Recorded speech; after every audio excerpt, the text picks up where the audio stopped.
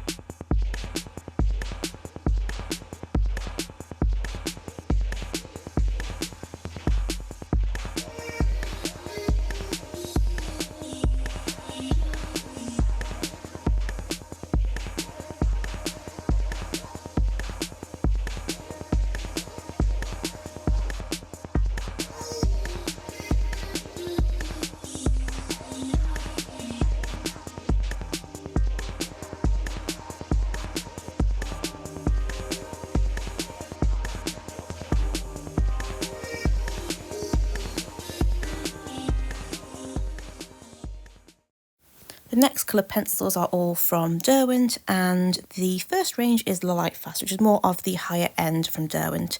Lightfast meaning that they are higher quality in the sense that UV rays won't disturb the pigment, so they won't fade, they are more permanent, so any paintings, for example portraiture and whatnot, will stand the test of time. The consistency of the Derwent Lightfasts to me are a lot less waxy, so they have a drier consistency, but with the powdery sort of nature they are also still really blendable, but in more of a chalkier sense. And when I say chalky, I don't mean that in a low quality sense, I just mean that blending these is a little bit easier. I don't think you require as much of a compressed blender, so for example you could use a paper stub to be able to blend these a lot better. And the first shade that I did was Strawberry, and I find this is definitely more of a neutral red, not too cool, not too warm, excellent for lipstick, but also I find for floral pieces as well. The next is probably my most used pencil. I've actually gone through 1.5, and this is the second one that I'm using, and I thought this one is far more aesthetically pleasing as the other one is quite battered and bruised, and this is Ruby Earth. Again, great for portraiture, very much of a Caput Mortuum shade. However, I feel this is definitely more of a Venetian red type Caput Mortuum over a Perylene Violet type Caput Mortuum. The next shade is Chestnut, which I find is a really gorgeous warm brown, but it has a lot of depth to it. It's really opaque and super pigmented, so I find you can really use it for a lot of different things. Outlining if you don't want it to be black, but still have enough of an emphasis for an outline. This shade is perfect. So I like to use this around eyes. It's also great for eyelashes if you have, say, a warmer light source for the design, but also if the complexion of the portrait is really pale, black can look a bit too harsh and contrasting, so the chestnut works really well with that kind of depth but not too striking. The next shade is Racing Green, and I think this is one of my favourite deep greens that I have. Again, the Derwent Lightfast consistency, having that blendability, this works really well for botanical pieces and for foliage. This doesn't have, say, too much blue or too much olive, so it's like the perfect mix of between a Tharlo and, say, a sap green. It's just has that depth similar to chestnut, but it is very much a perfect green, works really well for trees and leaves, but also really nicely for eyes, might I add. We then have Mist, which is a really pale, cool toned grey. Again, great for complexions, but I also find this is the perfect cloudy day sky. So I like to use this almost as clouds. When I have, say, a darker background, it also layers lovely over, say, a gouache. Having this to kind of imitate the shape of clouds works beautifully. I then have Sandstone, which is a really lovely, warm, terracotta-y ochre shade. And I love using this for adding a bit of warmth, almost like an undertone, and then layering almost like a buff titanium or like a pinker shade over the top. It adds warmth to complexion and like a golden hue without it being too in your face. And then we have Champagne, which is very similar to the cream that I have in the Polychromo variety, but it just has a bit more of a neutral tone, definitely more of an ivory than, say, a Naples yellow. But again, perfect consistency, perfect tone. You can see I've used it a fair amount, given the fact that it is very small. Also, I'd like to apologise for the state of my fingers. This is actually the day I have a neurology appointment, so the nerves were real. But moving on from the state that is my fingers from Dermatillomania, I am going to go through talking about the drawing coloured pencils from Derwent. And these are slightly different in the sense that they are, I'd say, more pigmented with a slightly more waxy consistency, but still not quite so sort of coated as the Polychromos. They definitely have a lot more opacity with them, like I said, and this shade is gorgeous. This is chocolate, and I actually prefer this to black in a lot of elements of my paintings and drawings because it's just as deep, but it isn't quite so intense or cool, and I think it has a bit more, I don't know, versatility when it comes to from botanical pieces to portraiture. I find it does a little bit of everything. And then we have Pale Cedar, which is the warmer sister to the cooler version that I'll be swatching next, which is Solway Blue. These two colours together work really well at giving an imitation of white without having to use white. So say, for example, you have a white teacup and you want to give the impression that that teacup is white, but by using white you are almost leaving too much blank and it looks very flat. So adding elements of, say, Pale Cedar or Solway Blue to the corners, you are giving the impression that there's white, but there's also a shadow without having to use white itself, and it just gives a bit more dimension, a bit more sort of interest without having to use just a solid white and keeping things very sort of two-dimensional. But these are also great ways of using highlights without, again, using white, because they have the warmer tone, Pale Cedar, or the cooler tone, Solway Blue, and they also blend beautifully in the other deeper tones within the range, but also other colours as well. But speaking of white, my most pigmented white I have ever used is Chinese White by Derwent Drawing. So it's the coloured pencil, Chinese White. I've actually added a bit of black sort of marker there, so you can see just how pigmented it is, because that's going to go over the marker when it has dried. But while that's drying, I will swatch the last two pencils, which is from the Coloursoft range, which is again a little bit more inexpensive in terms of the Derwent pencils, but still gorgeous colours. They have a lot of lovely muted colours, and this one is a personal favourite, and it's grey lavender. This is almost like the Mars Violet from the Drawing colour pencil, but it has a bit more of a transparency to it, so you can build it. It's one of those that isn't too intense too soon, so if you're adding this in a portrait, you can give the impression of it being like a light wash without having to feel like I've overdone that now. Where is my kneadable putty eraser? And the next colour is another alternative to black, and it's brown black. So similar to chocolate, but I think it's a little bit more umbery. It has a bit more coolness to it than, say, the chocolate, but not quite as, say, warm and red as, say, chestnut. I realise that this sort of swatching session shows how little I like black. I do like using black, but I try to keep that as literally the darkest shade in my palette, and the Polychromo black is my personal favourite, so I tend to use that very sparingly because I like to kind of have the variation between other tones. So the black is the darkest shade and there's not too much in that respect. You can see here just how pigmented Chinese White is in that Drawing range. That is over marker, but it blends beautifully. Stunning. And the final range of coloured pencils are the previously mentioned rather expensive Caran Luminance. Yes, the price tag is high, but the quality is so worth it. They are probably the most beautiful pencils I have ever used. The Luminance range are Caran d'Ache's version of the Derwent Lightfast in the sense that they are very high quality, they are permanent, UV rays and whatnot will not disturb the pigment, they are supposed to be very long lasting, and the work that you do with them will stand the test of time. So the shades I have here are personal favourites, and the first is Pink White. You can see from what I've swatched, I do enjoy a pale neutral because my predominant uses of these colour pencils are for either portraiture or botanical floral pieces. So having pale tones gives a bit more variation in hues when it comes to the paler tones without having to just use a white or a grey, for example. The next shade is my personal favourite from the Caran d'Ache Luminance range, and it's Anthraquinoid Pink. It is like the most perfect warm corally rose, and I adore this for, say, blush, but also when I do like a peony or a rose, this is the colour that I want to use as kind of the real pop. Anytime I get to use this in a piece of work, my heart sings. The next shade is Burnt Ochre 50%. Caran d'Ache Luminance range do have colours that they then have the opacities of, so you can get 30%, 10%, 50%, 70%. So you can still, for example, have the gradient of a burnt ochre, but you can have the dark, mid, light and so on, which I really respect. I find it's great to have that cohesion. One of my recent uses have been the Sepia and Payne's Grey, which I really enjoy. These aren't in the favourites because they have been recently discovered in that respect from my pen pot, but they are very much enjoyable. So here's a little honourable mention. This is French Grey 10%. I find using this again in landscapes for clouds, but also giving an impression of stone in houses and whatnot. I recently used this actually in a wedding venue piece, and this worked so well with sort of the Pebble Dash, I think it's Pebble Dash, and it looked absolutely gorgeous. So it's a very versatile colour because it has that warmth, but it's also very much of a neutral colour. We then have Payne's Grey 60%, which is a gorgeous deep charcoal with like a really muted blue hue. Really, really lovely. Again, I like to use this in as a replacement as black because it has the depth without having to compromise it looking too stark in that respect. We then have Buff Titanium, which is becoming one of my most favourite and most commonly used colours in many different mediums. I have paints, I have watercolours. I'm just loving the Buff Titanium, what can I say? So this is like Pink White, but definitely more of a really neutral, not too yellow, not too pink, a beige ivory type tone, and it just works beautifully as a highlight without having to be too stark and intense. I'm discovering I don't like black or white as an overused medium.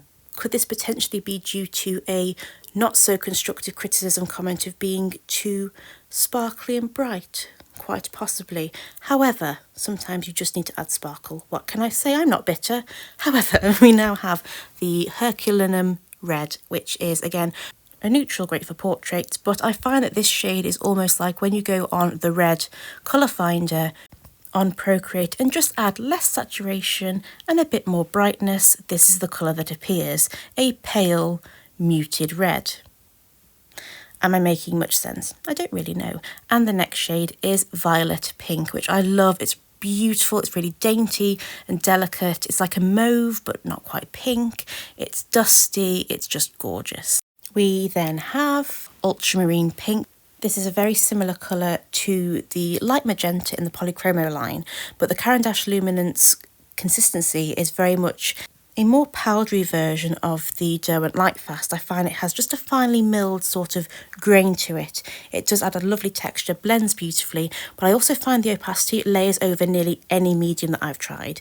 It's gorgeous. The next shade is Chromium Oxide Green, which I absolutely adore. Perfect for landscape, perfect for trees. I love kind of getting this as a really fine point, getting really into all the little nooks and crannies of a foliage piece. It's beautiful. And last but most certainly not least is my other favourite dark green shade, and this is the Derwent Lightfast Racing Green sister, which is dark phthalocyanine green, and it's just absolutely stunning. First of all, the word phthalocyanine is a very satisfying word to say, not so much when you have just taken your medication and are hoping not to stutter, but I love it. It's beautiful. I think, again, it's a great black alternative, but I especially love using this as a shadow for any pieces that I'm doing where there's figures and there's a light source behind it. This one works really, really well. Now let's see the rest of these pencils in action with seeing how they work well with the Polychromos as a base in this eye design.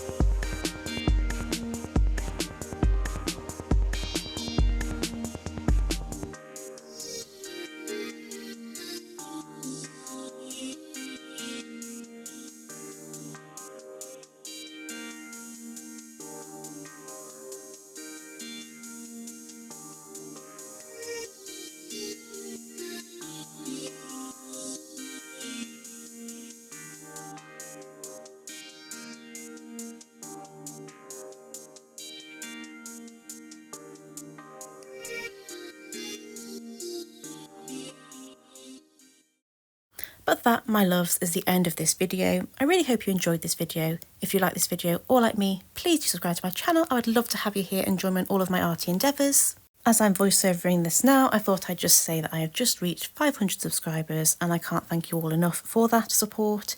I am so, so grateful. The fact that people tune in on my random ramblings on things that I'm passionate about is a very strange but very enjoyable situation, and I absolutely adore making these videos and I can't wait to make more. There's lots coming up, there's some exciting updates coming up, some business, some personal and some in between the two. But that being said, I really am so grateful for your view. If you are this far into the video, I'd love to know what your favourite coloured pencil is. Not that I need any more temptation, my wish list is long enough, but what can I say? I'm intrigued, I'm nosy, I'd love to know. Also, what do you use your coloured pencils for? What do you like to do with your coloured pencils? I would love to know. I'm going to go and prepare for my physio appointment. I really hope you have a truly magical rest of your day. Please stay safe out there and I'll see you in the next one. Bye!